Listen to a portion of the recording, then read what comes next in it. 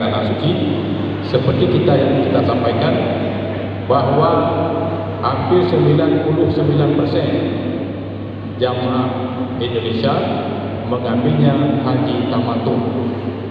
Maka dalam hal ini sehingga kita jangan terjebak kepada sesuatu ibadah yang kita tidak tahu akhirnya tidak sah. Yang pertama tentang ini ada fatwa MBU yang baru keluar tahun 2026 tahun ini, bahwa yang pertama menyangkut dengan dam, bahwa itu harus disembelih di tanah haram, juga dibagikan kepada penduduk tanah haram. Penduduk yang kita maksudkan bagi orang yang mukim di sana. Boleh juga kita di sana yang sudah bermukim menerima daging dam. Artinya tidak boleh kita melakukan dam itu, penyembelihan dam di tanah air. Jika ada calu-calu, ini calu, maksudnya begini, karena ini berpeluang bisnis.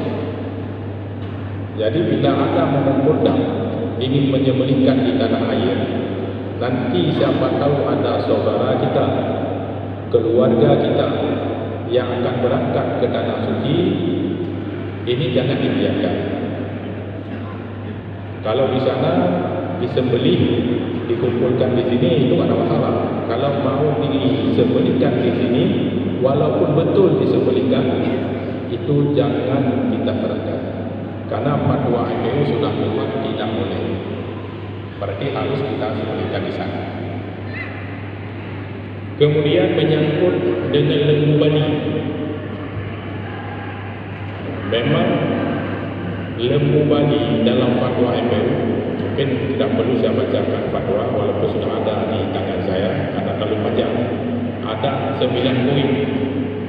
Karena yang mau kita ketahui tentang lembu bali, bahwa lembu bali sekarang itu sudah menjadi binatang peliharaan, sudah menjadi binatang ternak. Makanya dibolehkan kurban dengan lembu bali. Dan kenapa binatang-binatang yang lain, umpamanya rusa, itu kan halal dimakan. Kuda didagangkan itu banyak, tapi nggak ada kuda itu dijadikan sebagai kurban. Karena itu seperti rusa disebut adalah binatang liar. Walaupun sudah dijinakkan, tapi masih jenis binatang liar. Umpamanya kita memelihara rusa seperti memelihara kambing, sudah sangat jinak, maka itu tetap dia rusak. Karena yang disebut dalam ayat atau di dalam hadis itu an'am itu lembu, sejenis lembu, sejenis kerbau, juga sejenis unta, kambing, kemudian biri-biri. Soal tahun memang berbeda. Kalau unta itu 5 tahun, kalau kerbau, lembu, kambing masuk ke 3 tahun, sempurna 2 tahun. Kemudian kalau biri-biri itu setahun, itu beda.